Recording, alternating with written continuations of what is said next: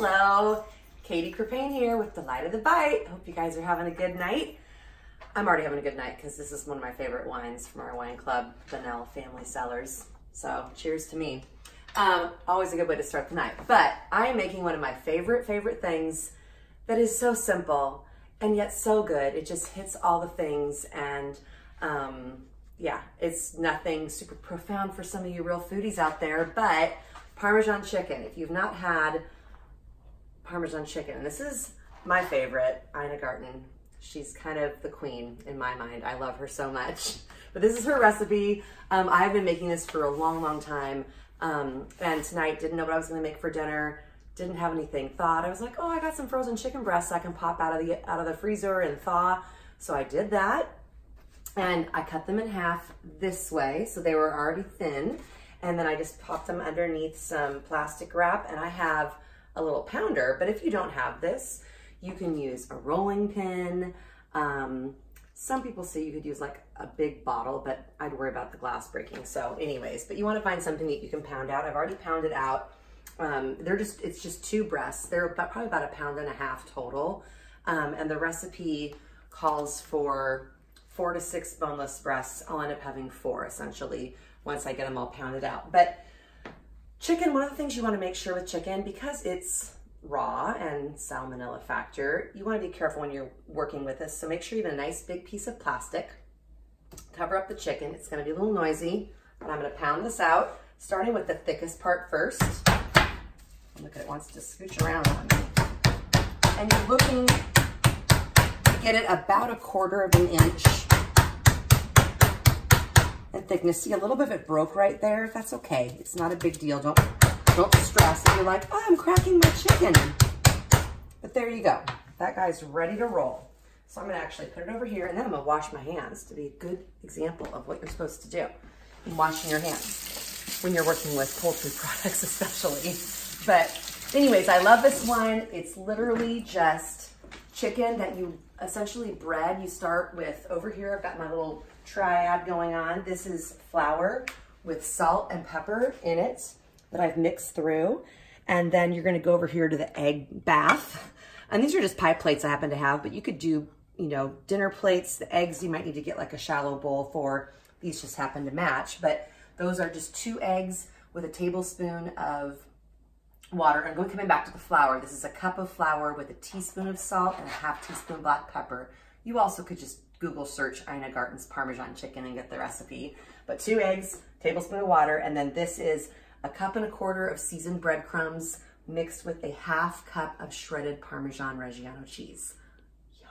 So you kind of get that cheesy, crispy crust. It's so good. And then you guys, all this meal is the chicken that you have pounded out. You dredge it, which I'm going to do in a minute, and then you throw it into a pan with a tablespoon of butter, tablespoon of olive oil, and you just fry it up on both sides.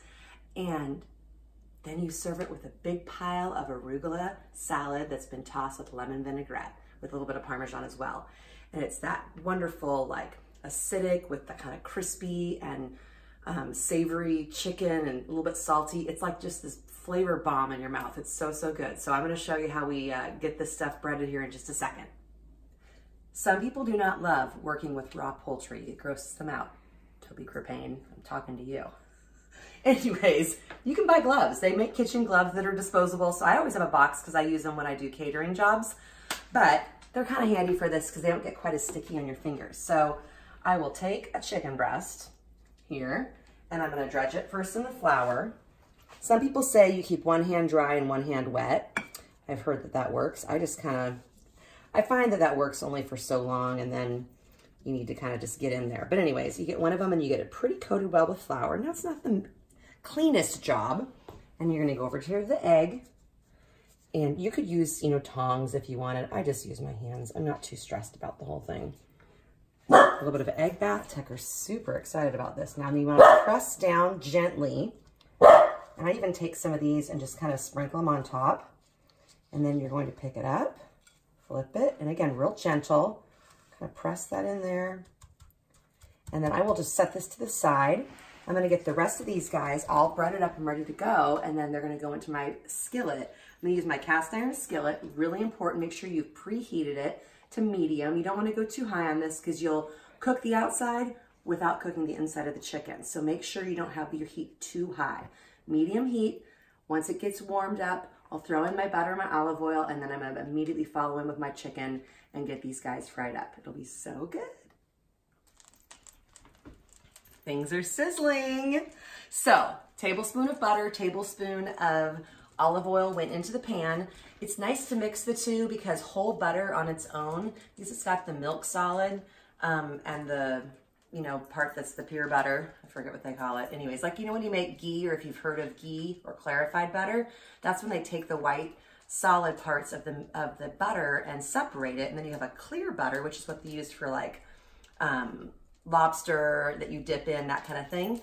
Well, the white part is what burns. So when you mix whole butter with an oil, it actually gives it a little bit better chance of not burning. So anyways, a little fun fact for you.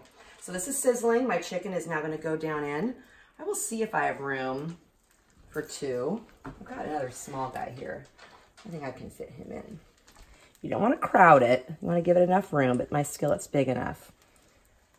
So it's not a super, like I said, not a super big sizzle on this, because you want to make sure you still cook the chicken through. And if you do it too high of a heat, it'll cook the outside, but the inside of the chicken's still raw, which you can't do with chicken. So this will hang out.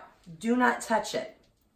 Leave it alone. When you start to see it look like it's white and starting to be cooked around the edges of the chicken, then you know it's ready to be flipped. So I'll flip it. I have my oven already preheated to just warm. I'll throw it on a cookie sheet and put it in the oven while I cook the second two, and then it's ready. So this is a little bit of a, to me, this is a meal where you need to be organized, because you got to prepare with your 3 little pans of the flour, the eggs, and the breadcrumbs. And then you need to have your oven warm so you can keep these guys warm, because you can't do them all at the same time. I suppose you could if you did 2 cast irons, but I'm patient. I'm drinking wine, hanging out with this guy behind the camera, so it's all good. But you could do 2 pans at the same time. And then you still might need to hold it in the oven for warm if you're doing for a crowd. I don't think this is a great meal for a crowd, unless you're like prepared to do it all ahead of time and, you know, hold things, which can make them dry out, blah, blah, blah. So anyways, these will go. I will flip them. I'll show you what it looks like when they're nice and golden brown going into the oven, and I'll finish them up, and then I will show you how they all come together with the amazing arugula and lemon vinaigrette salad. So the chicken is starting to get a little bit, you can't really tell maybe in the camera, but it's starting to get a little bit white on the edge. I actually took it, you guys, partway through, and it's only been about 3-4 minutes. I picked it up like this and just basically changed it. So I took it from here, flipped it around that way. But I think it's ready to go. I do a little check.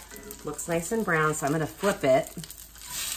OMG! That's what they call, in cooking school, the GBD, golden brown delicious. I had one professor who loved to go, we're looking for GBD, people, GBD. And I was like, what? In the beginning, golden brown delicious, which I now completely love, because who doesn't love golden brown delicious? That's what this chicken is. It's gonna be so good. Okay, I thought about one more little thing I wanted to tell you. When you're trying to see how is this done, because you can't see it because it's been breaded. So a couple tricks. I will press on the chicken like with my finger or with the back of the spatula. And if it's pretty firm to the touch, then I know that we're almost there. So I'm gonna give these guys just a little bit longer. But that's one of the things, because it is a little bit difficult. I was gonna say, I was trying to keep time, roughly 4 minutes or so that I had it on the first side, maybe 4, maybe 5. And just check for that doneness. I do have it on medium heat. And then when you flip it, like I said, you can start kind of pressing and seeing like how firm it feels to the touch. And it feels pretty firm to me. So that's gonna go in. So that was one thing I wanted to mention to you. I'm gonna pop these in my oven. I already have a sheet tray in there, or not sheet tray, but a little cookie sheet. But something else I wanted to mention is you're gonna need to add more fat before you do round 2. So another thing of butter is going in, and about a tablespoon of olive oil will go in. Because these guys need their fat too. Gotta have something to swim in. Okay. GBD, people, golden brown delicious. So my chickens are done.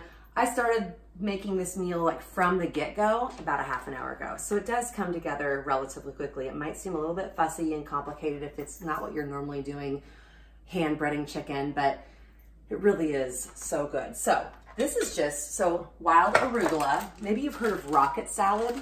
Rocket salad is just another name for arugula. And if you haven't heard of arugula, well, this is it. It's a real peppery green. This is just a bag of Trader Joe's. I think it's best to buy it in a bag because, I don't know, it's just washed and ready to roll, easy to use. I don't know, why mess with it? So in here, it's just a simple lemon vinaigrette. Lemon juice, olive oil, salt, pepper, that's it. I do put a pinch of sugar in mine. I just feel like it helps, I don't know, brighten it up somehow, but that's me. But that's the essentials of the ingredient, and all you do with this cold, cool lettuce, which also has some shredded Parmesan in it, you will come over here and top a nice big pile of that arugula on there. A little sprinkle of fresh parm. I'm gonna come over here and do this for the other one. I'm telling you guys, that kind of peppery, bitter green with the crispy, fatty chicken with the cheese. It's so good. I'm so excited. My mouth's already watering, seriously. So I'm gonna take a little bite here. Salad is not an easy thing to eat while you're filming, but let's see how we do.